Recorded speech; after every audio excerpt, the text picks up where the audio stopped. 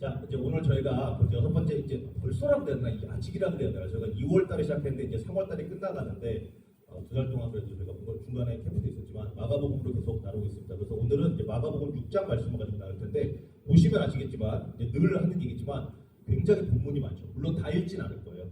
다 읽으면 또 이것만 읽다가 시간이 다가오기 때문에 근데 6장 7절부터 52절까지 우리가 함께 나눌 건데요. 여러분들 궁금하시면 찾아보셔도 되고 아니면 오늘 말씀 마치고 또 집에 가셔도 성경책이 다 있을 테니까 찾아보셔도 되겠지만 이렇게 또 나눈 제가 아마 세 번째 얘기하는 건데 이렇게 오늘 큰 어떤 단락대로 나누는 또 이유가 있습니다. 저번에 아마 저 말씀 여러 번 아마 여러분들 설명을 들어서 아시겠지만 이 단락을 봐도 하나님의 좀 너무 귀한 말씀이시고 그걸 통해서 저에게 주는 진리의 말씀이 있으십니다. 분명히. 하지만은 이번 마가복음 시리즈는 이 저자인 마가의 어떤 그 의도와 성령 하나님께서 우리에게 이 성경을 통하여서 마가복음이라는 서를 통하여서 주시고자 하는 그 메시지를 큰 단락을 통해서 봄으로써 거기에서 우리에게 무엇인가를 전해주고 싶은 그 메시지를 우리가 함께 나누고 깨닫고 삶에 적용할 수 있도록 하는 건데요. 오늘도 이렇게 고른 이유가 있어요. 근데 이유를 설명하기 전에 아마 마가복음 6장을 평소에 읽어보신 분이나 지금 도윤처럼 저렇게 너무나도 우리 정말 모범생 우리 도윤처럼 지금 성경을 보고 있는 것처럼 6장에는 어떤 내용이 있냐면요. 일단 가장 중요한 내용, 가장 그 핵심이 되는 내용 중에 하나가 우리가 너무 잘 알고 있는 오병이어의 기적의 내용이 들어있어요. 너무 잘 아시죠? 오병이어 많이 들어보셨어요. 그죠? 떡 5개와 물고기 2마리. 이 내용이 들어있는데 그 내용을 중심적으로 또 다루기도 할 텐데 이 오병이어의 기적은 사복음서 있죠. 마태, 마가, 누가, 요한. 사복음서에 모두 기록된 유일한 예수님의 기적이 오병이어예요. 그래서 어떤 기적들 예수님이 많은 기적을 행하셨는데 어떤 거는 마태, 마가, 누가에 있는데 요한복음에 없는 것도 있고 어떤 건 요한복음에 있고 뭐 마가복음에 있는데 마태, 누가는 빼먹은 것도 있고 한데 유일하게 모든 사복음서에 다 기록된 기적은 이 오병이어의 기적입니다. 그래서 그걸 중점으로 우리가 볼 텐데 그 전에 그 구절은 한 단락에 불과해요. 6장 30절부터 이제 44절까지인가 그게 다예요. 근데 왜 그게 있냐? 그 이유를 제가 한번 설명해 드릴게요. 자, 먼저 7절부터 어떻게 내용이 진행되는지 짧게만 볼게요. 7절에 이렇게 시작합니다. 6장 7절에 예수님께서 다 읽진 않을게요. 예수님께서 12제자를 파송하는 과정이에요. 그래서 12제자를 부르셔가지고 둘씩 보내시는 거예요. 지금 파송하셔서 이제 지금까지 너네가 내가 한 사역을 받지 그럼 이제 너네가 직접 해봐 라고 지금 보내시면서 처음으로 사도라는 표현을 쓰세요. 그리고 마가복음에서 사도라는 표현을 유일하게 여기서 등장합니다. 사도는 뭐냐면은 보내심을 받은 자라는 뜻이에요. 그래서 여태까지 제자들 그들 이렇게 했다가 사도들이라고 표현을 쓰면서 이제는 너희가 내가 한 사역을 봤으니 이제 너희가 가서 내 이름으로 귀신을 쫓고 권능을 주셔서 그렇게 너네가 한번 사역을 해봐라고 하시는 과정이에요 지금. 그래서 이제 8절에서도 그렇게 가면서 대신에 이제 가면서 뭐 돈이나 뭐 이런 거 가져가지 말고 10만 신고 가고 옷도 2벌 입지 가라 말고 하시고 그리고 이렇게 누구 집에 들어가던 뭐 이렇게 유하게 하고 아무튼 이렇게 보내신 거예요 지금. 그리고 11절 가고 12절 가고 이제 그래서 제자들이 12절에 보면 나가서 이제 복음을 전하고 회개하라. 그 천국이 가까웠다. 회개하라 전파하고 13절에 보면 예수님이 아까 말씀하신 대로 많은 귀신을 쫓아내면 많은 병자에게 기름을 발라 고쳤대요. 그러니까 예수님이 하신 사역이 예수님이 권능을 주시니까 그 제자들이 똑같이 나가서 그런 능력들이 일어난 거예요. 그리고선 보시면 좀 이상하죠. 13절인데 갑자기 30절이에요. 근데 내용을 보면 이게 이렇게 이어지거든요. 그러니까 제자들이 나가서 회개하라 전파하고 많은 귀신을 쫓아내며 많은 병자들에게 기름을 발라 고치더라. 그리고 이제 사도들이 예수께 모여 자기들이 행한 것과 가르친 것을 낱낱이 고하니 이게 내용이 이렇게 이어지는 거예요. 내용은 사실. 근데 지금 이상하잖아요. 그러면 14절부터 29절까지 도대체 무슨 내용이 있었냐? 성경이 있으신 분들은 아마 보시면 아실 것이고 나중에 궁금하시면 집에 가서 찾아보면 되지만 갑자기 사도들을 보내신 얘기를 하다가 그리고 다시 돌아오거든요. 결국은 30절에. 근데 중간에 갑자기 마가가 굉장히 랜덤한 스토리를 집어넣어요. 그 스토리가 뭐냐면 헤롯 왕 이야기를 집어넣어요. 그리고 이제 헤롯 왕이 그 침례 요한, 그 세례 요한을 이제 죽인 그 사건을 갑자기 마가가 집어넣습니다. 근데 이것도 너무 이상해요. 어떤 경우에는 이거 잘못 들어간 거 아닌가라고 생각할 정도로 아니 내용이 그게 없으면 너무 스무스하게 잘 이어지는데 왜 그게 집어넣어졌을까? 왜? 근데 처음이 아니죠. 이게 마가가 이게 잘해요 이런 거를. 근데 이거를 이제 또 전문적인 용어로 여기서 뭐 깊이 들어갈 수는 없겠지만 이제 마르칸 샌드위치라고 해서 마가가 일부러 그렇게 내용을 해요. 한 내용 A라는 내용을 두 개 사이에 B를 집어넣어서 이 내용이 부각되게 하는. 그래서 어떤 메시지를 그걸 통해 성령을 통해서 전해지는. 그래서 이 마르칸 샌드위치라고 그러는데 그 내용이 보시면 이제 그 31절부터 가는데 그 내용이 이제 헤롯 왕의 사건이라고 그랬잖아요. 그래서 6, 7절부터 52절까지 네 가지 사건이 총 등장을 합니다. 근데 보시면 처음에 12대가 파송했고 방금 읽었죠. 7절에서 13절. 그 다음에 정말 랜덤하게 헤롯 왕이 신내 요한, 세례 요한을 죽인 그 사건이 등장해요. 14절부터 29절까지. 그리고 다시 돌아와서 13절에서 바로 픽업돼서 30절에 사도들이 이제 돌아와서 예수님한테 와서 이제 오병이어 사건이 나오고 그 다음에 이제 마지막에 45절부터 52절까지 무리에 걸으신 예수님. 진짜 이게 없어도 아무 문제가 없고요. 어떤 면으로는 이게 없으면 훨씬 더 이야기가 잘 진행이 되는데 왜 집어넣습니까? 자, 그래서 오늘 여러분들한테 제가 나누고 싶은 이 메시지는요. 이게 왜 들어갔고 이걸 통해서 도대체 마가가 또는 성령님이 예수님이 우리에게 말씀해 주시고자 하는 것이 무엇인가를 한번 같이 살펴보려고 해요. 한번 볼게요. 자, 14절에 갑자기 아까 13절에 그렇게 복음을 전파했다 그러더니 갑자기 이것도 다 읽진 않을게요. 시간 관계상. 근데 대충 제가 설명만 해드릴게요. 이렇게 해서 예수님이 하니까 이제 헤롯 왕이 듣고 세례 요한 죽은 자 가운데 사망했다 그러므로 영역 속에 이런 걸 하고 이제 갑자기 어떤 이는 그가 엘리야라고 하고 또 어떤 이는 그가 선지자 예선지 중 하나를 간다 하니 헤롯은 듣고 이르되 내가 목된 요한과 그를 살았다 하다 이렇게 갑자기 어떤 내용을 썸머리 해주더니 17절에 보면은 전에 즉 지금 회상이 되는 거예요. 갑자기. 왜냐면 우리가 또 이렇게 생각할 수 있잖아요. 아, 사도들이 지금 예수님의 복음을 막 전하고 있고 이제는 돌아와가지고 오병이어 사건이 있는데 왜 가끔 드라마나 우리 영화 보면 그런 거 있죠. 회상. 그렇게 이쪽에서 진행되고 있을 차에 저쪽에서는 한편 이런 일이 진행되고 있다. 이렇게 설명해 주는 걸 수도 있잖아요. 근데 그게 아니에요. 왜? 전에 회상이에요. 지금. 예전에 일어났던 이야기를 갑자기 지금 마가 여기 집어넣는 거예요. 그러면서 헤롯이 자기 동생 이제 헤롯의 이야기인데 사실 이제 자기 동생의 아내를 뭐 취해가지고 이제 자기 여자로 했는데 세례 요한은 그냥 하나님 말씀대로만 전한 사람들 그거를 이제 지적했죠. 너 그거 잘못된 거다. 그러니까 이제 헤롯이 요한을 가둬요. 가두고 그렇지만 또 웃긴 게 헤롯이 요한을 의롭고 거룩한 사람으로 알고 두려워하여 보호했대요. 그러니까 헤롯이 제가 지금 나를 지적하고 이렇게 너 잘못된 거라고 얘기하는 거는 싫지만 그래도 뭔가 저 사람 거룩한 거 같고 가끔 저 얘기를 듣는 건 좋은 거예요. 그런데 그러면서도 어쨌든간 그 말은 듣기는 싫고 그리고 또 하나는 그 아내가 세례 요한을 싫어했어요. 그래서 아내 눈치를 보면서 세례 요한을 가둔 거예요. 이제 감옥에 가뒀는데 갑자기 이제 잔치가 있었어요. 갑자기 잔치가 있었대요. 이제 헤롯이 잔치를 열었는데 그 잔치에서 그 딸 헤로디아가 누구냐면 그 빌립의 아내, 그러니까 자기 아내의 딸, 그러니까 뭐라 그러지? 그 스텝 다를 뭐라 그러죠? 자기 스텝 다르가 뭐지? 양자? 그 아무튼 그런 이제 딸이 들어와서 이제 그 앞에서 춤을 췄다고 돼 있는데 사실은 되게 부적절한 그런 춤을 얘기해요. 왜냐면 왕들 앞에서 추는 거니까 그런 걸 시키고 그러면서 괜히 얘는 기분이 좋아져가지고 맹세를 한 거예요. 그 딸한테. 내가 너 이렇게 나를 기분 좋게 해줬으니까 내가 뭐든지 하나 줄게. 나라 반이라도 줄게. 하니까 이제 그 딸이 그 어머니한테 가가지고 엄마 헤롯 왕이 우리 의붓 아버지가 뭐 다 해줄게. 뭐 해줄까 했더니 그 엄마가 세례 요한의 머리를 달라 그래.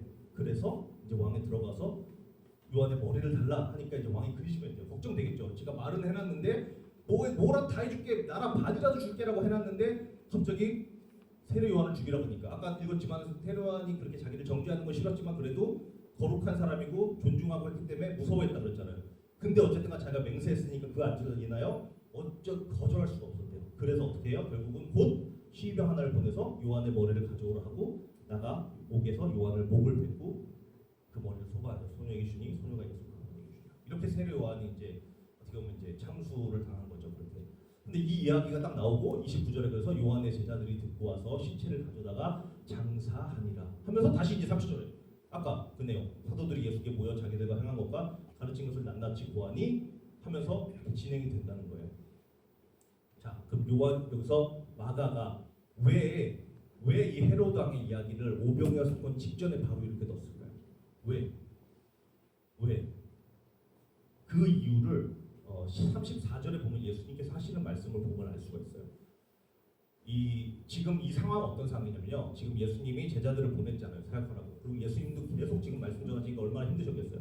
그래서 뭐라고 돼 있어요? 보면은 이르시되 한적한 곳으로 따라가서 잠깐 쉬자.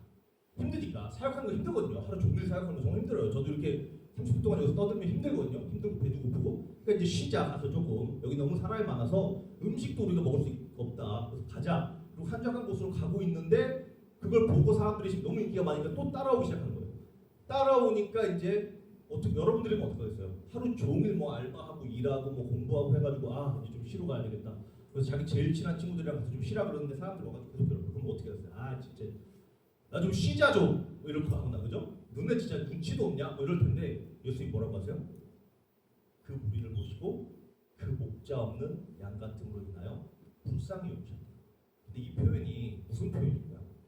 왜 예수님 지금 자기 쉬고 싶으신데도 와가지고 오는 사람들한테 그들을 보고 목자 없는 양 같음으로 불쌍히 여기셨을까요? 그리고 왜 마가는 이 얘기를 여기 집어넣었을까요? 제가 이제 이게 사실은 그 이제 헤롯과 여기서 이제 그 정답을 알려드릴게요. 왜 헤롯 왕 스토리가 이 오병이어 스토리 그리고 특히 예수님이 하신 이 말씀 바로 앞에 들어가는지 마가에 여기서 마가가 우리에게 얘기해 주고 있는 건 뭐냐면요. 성경에서 얘기해 주는 목자라는 거는요. 뭐라 그러지 비유거든요. 비유. 목자는 리더예요.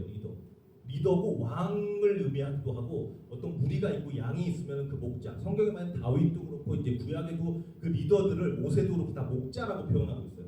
근데 지금 뭐라 그래요? 그 양들이 이스라엘 백성들이 목자가 없는 것 같아요. 그러니까 리더가 없다라는 거예요 지금.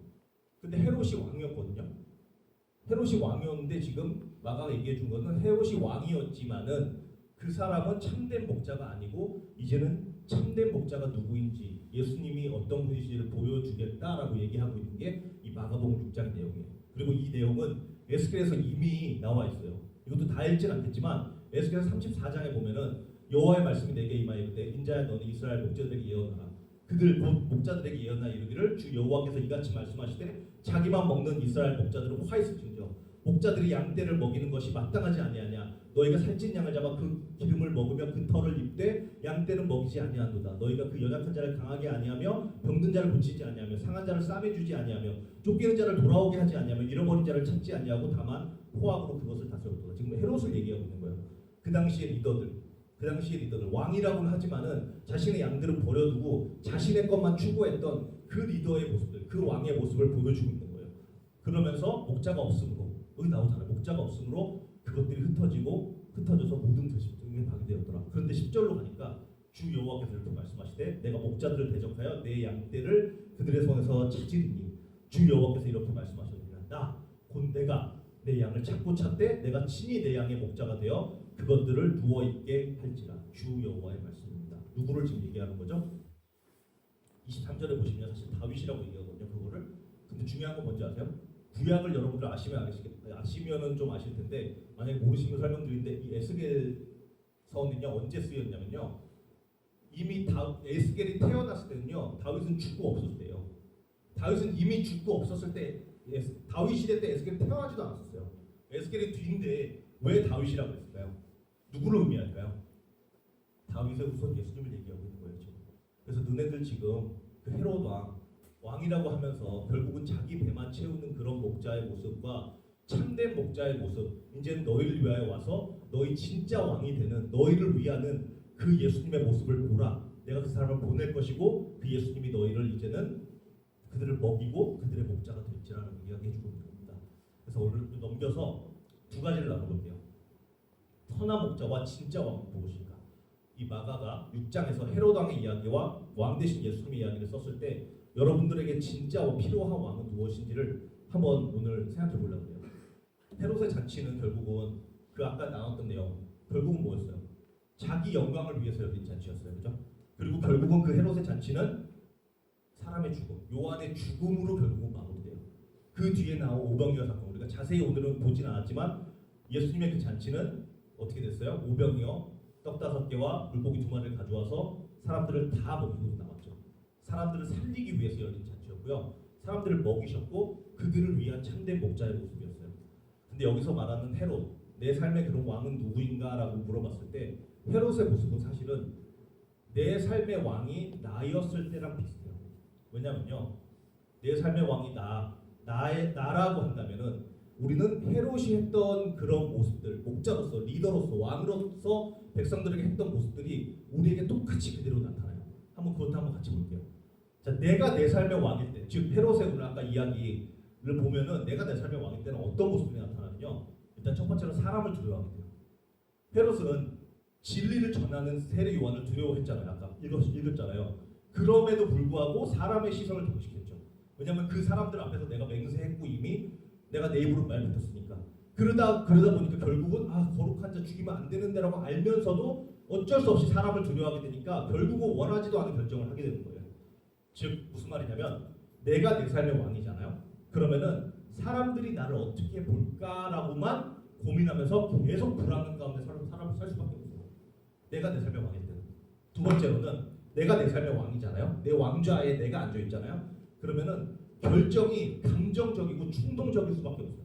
헤롯은 사람의 환심을 사기 위해서 딸의 춤을 거기에 취해서 충동적으로 약속해 버리잖아요. 내가 나라 반이라도 줄게 약속해 버리잖아요. 그러니까 그 약속 때문에 결국은 원하지도 않고 요한을 죽였잖아요.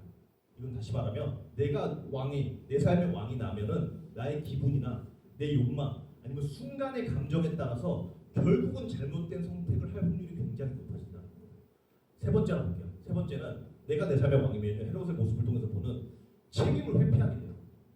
헤롯은 옳은 게 뭔지 알았어요. 요한을 죽이면 안 된다는 걸 알고 있었어요. 성경에 적혀 있잖아요. 두려워했다고. 그리고 거룩한 자임을 알았다고. 그러면 결국은 결정을 미루고 결국은 책임을 회피해요. 내가 내 삶의 왕이잖아요. 그럼 우리는 결국은 진실을 계속 외면하고 고통의 원인을 자꾸 외부에서 찾으려고 하는 모습이 나타나요. 내가 내 삶의 왕이면. 그러면서 늘 하는 말 있죠. 이건 내 잘못 아니야. 내 잘못 아니야. 누구 때문이야. 누구 때문이야. 자꾸 손가락질하기 시작해요. 내가 내 삶의 주인이면. 네 번째는 내가 내 삶의 왕일 때는 결국은 사랑이 아니라 자기 욕심을 따라서 살게 돼요.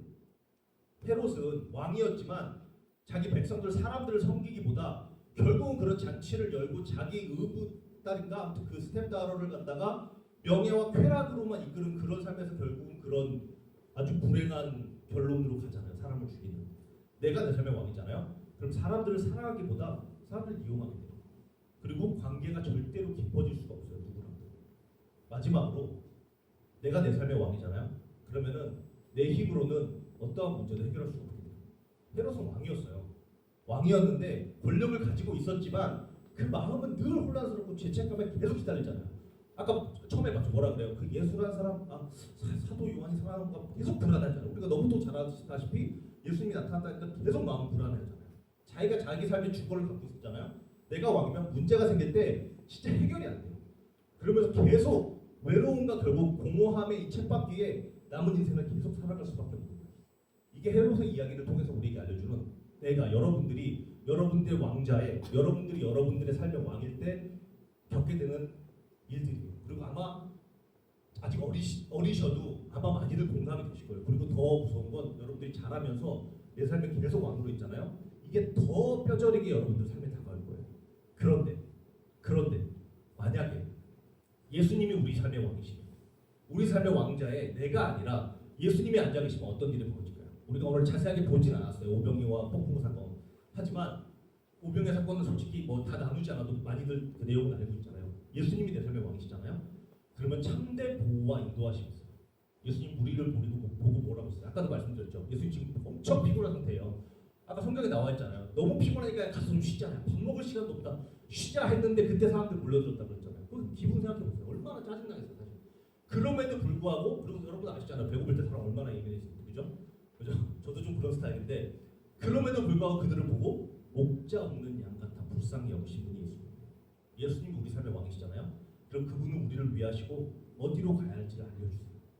두 번째로는 우리가 모자랄 때 채워주세요. 제자들이 가진 건 뭐였어요? 결국 보리떡 5개와 물고기 2마리였죠.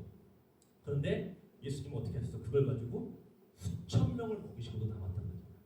예수님이 우리 삶의 왕이시면 내 능력과 내 자원은 부족해도 주님이 채워주시고 결국은 역사하시는 거예요. 세 번째로는 예수님이 우리 삶의 왕이시면 두려움 속에도 평안을 주세요. 우리가 이건 사실 몇 주 전에도 봤어요. 폭풍 가운데. 근데 또 나와요. 오늘 45절에서 52절까지. 제자들이 풍랑 속에서 두려워할 때 예수님이 무리를 걸어오시면서 뭐라고 말씀하시냐면 내니 두려워 말라고 하세요. 내니 두려워 말라. 나다 두려워하지 말아라. 예수님이 우리 삶의 왕이시잖아요. 그럼 여러분 삶에 폭풍이 찾아온다 할지라도 이 음성이 들리실 거예요. 누구야? 나야. 예수님이야. 나 옆에 있어. 괜찮아. 두려워하지 마. 평안을 주시고요. 네 번째는 진짜 사랑과 용납을 주세요. 헤롯은 사람을 이용했죠. 그렇지만 예수님은 사람들을 섬겨주셨어요. 그죠? 예수님 우리 삶의 왕이시면 우리의 실패, 약함, 부끄러움까지도 받아주시고 나를 가장 중요한 건 사랑하는 자녀라고 불러주세요. 마지막으로 예수님이 우리 삶의 왕이시잖아요. 여러분 삶의 왕자를 예수님께 내려놓으시잖아요. 그럼 그분이 찾아오셔서 우리에게 영원한 소망과 생명을 주세요. 예수님은 단순히 그들의 배고픔만을 채워주신 것이 아니었어요. 결국은 우리가 앞으로도 읽겠지만 생명의 떡이신 자기 자신을 내어주심으로 우리를 구원하시고 영원한 생명으로 영원히 당신과 함께할 수 있도록 하신 분이 우리 예수님이시라는 거예요. 예수님이 왕이시면 이 세상에서 끝난 인생이 아니라 영원한 생명을 누리는 삶이 시작된다는 거죠. 이제 우리 같이 찬양하고 말씀 마무리할 건데요. 찬양팀 나와주시면은 우리 마음속에 여러분 우리는 누구든지 진짜 왕을 원해요. 우리는 나는 뭐 왕 같은 거 없어 지금 어떤 시대 얘기하고 있는 거 할 수 있지만 우리는 누구든지 우리 삶에 왕자가 있고 그 왕자에 누군가는 앉아 있어요. 근데 태어날 때부터 우리 대부분이 자기 자신이 앉아 있을 거예요. 그렇지만 지금 제가 여러분들한테 권해드리고 싶은 거는 방금 나눴듯이 내 삶의 왕자에 내가 앉아 있고 내가 왕이잖아요. 그러면은 아까 우리가 헤롯에서 얘기했던 그런 일들이 결국 우리한테 벌어질 수밖에 없어요. 하지만 우리가 왕자를 내려놓고 그 왕자에 예수님이 앉으셔서 예수님을 우리 삶의 왕으로 인정해드리잖아요. 그럼 방금 나눈 5가지들 이런 것들이 우리를 찾아오고요. 여러분들을 평화에 찾아오고요. 여러분들이 내가 할 수 없다고 생각했을 때 내 자원이 내가 가진 건 보리떡 5개와 물고기 2마리밖에 없다고 한다 할지라도 내 왕자에 예수님이 계신데 그분이 우리 삶을 책임져 있어요.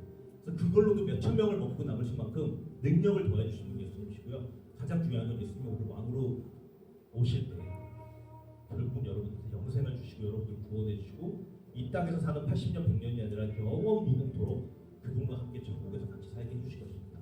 이것이 너무 중요하고 이것이 너무 귀한 우리들의 믿음이 되는 것입니다. 그래서 이 시간 우리 다 일어나셔서 좀 전에 찬양했던 예수 우리 왕이여 찬양 같이 할게요. 한번 이 시간에 찬양했을 때는 아까 우리 불렀지만 이 찬양의 가사를 잘 생각해 보시고 예수님 당신을 정말 내 삶의 왕으로 초청합니다. 내 삶에 찾아오셔서 내 왕자에 앉아주셔서 나의 삶을 다스려 주시옵소서. 이렇게 고백하시면 좋겠고 혹시 아직 마음이 좀 열리지 않고 뭐 좋은 얘기인 거 알겠는데 아직 조금 나는 모르겠다 하셔도 그냥 한번 고백해보세요. 예수님 그래요. 내가 내 삶을 책임지는 것보다는 그래도 온 우주 만물을 지으신 분이라고 하니까 독생자 예수님이라고 하니까 한번 당신께 내어드려 볼게요. 한번 내 삶의 왕이 되어 좀 보세요. 한번 볼게요 예수님. 이렇게라도 한번 고백해 보셨으면 좋겠습니다. 우리 같이 찬양의 가사를 생각하시면서 한번 같이 찬양하도록 하겠습니다.